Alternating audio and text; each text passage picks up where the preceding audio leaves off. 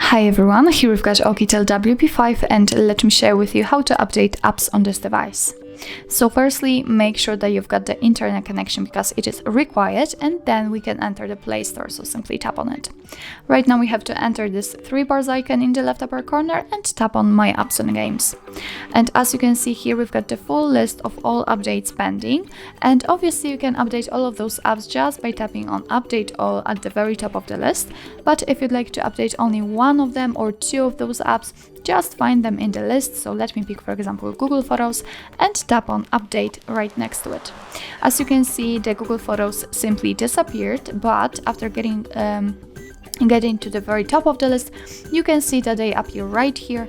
Right now they are downloading, and after that they will be successfully installed and automatically updated. So actually that's all. This is how to update apps in your OUKITEL WP5. Thank you so much for watching. I hope that this video was helpful, and if it was, please hit the subscribe button and leave the thumbs up.